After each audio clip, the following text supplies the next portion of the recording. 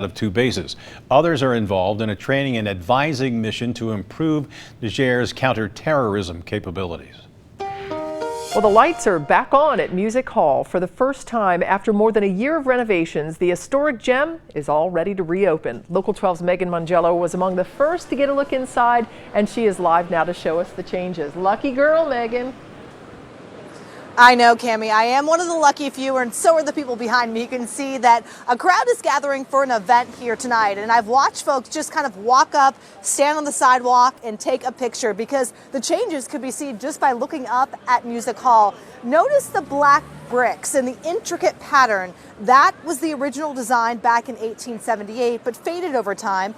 Each one has now been hand painted. It's details like this that makes the renovation truly special. We're now entering Springer Auditorium. The inside of Music Hall is transformed. The stage is wider, bringing performances closer to the audience. And the old chandelier now sparkles. Each crystal was hand cleaned and LED lights were added. The painting above that chandelier was also restored. It's about 70% brighter than it was prior to the renovation. A special group of supporters were invited for a first look. The Earls have had season tickets for almost 40 years. Mills got to check out his new, wider and more comfortable seat. Oh yeah, much better. We helped decide which ones.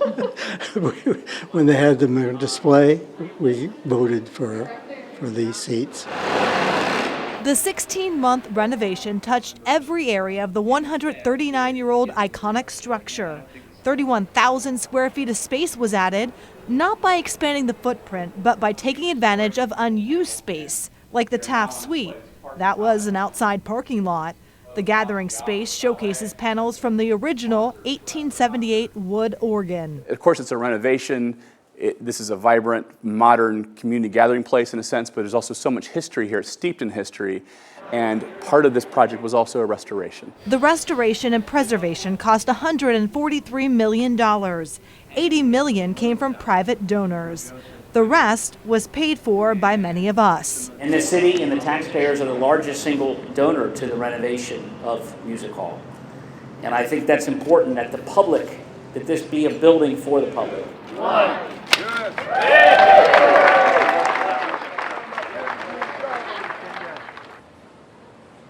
The ribbon cutting kicks off a big opening weekend. The event here tonight is for ticketed guests, but tomorrow it's a big day. It's a free community day, so you can come out with your family from 10 to 3 and just walk inside and check out the renovations. Then every weekend after that, there's concerts from the 5 resident companies. And Cammie, I can tell you, just being inside, it is something you have to see. There are so many details to really check out in person. It should be on your must-do list. It probably might be. For sure. I can't wait to get back. I can remember as a little girl, going on field trips at school down there to watch the symphony and sitting in my chair and looking up at that giant chandelier and wondering how in the world did they get up there to clean it? But if I'm not mistaken, they lower it down, right? That's exactly what happened. They actually took it down, and each crystal was sent to a place in St. Louis that hand cleaned it. So not only did they take it down, but they shipped it out of Cincinnati to really restore it to its original beauty. And it is so breathtaking inside. Wow, no Windex for that chandelier. Thanks a lot. This is the first complete update of the building, by the way, in more than 40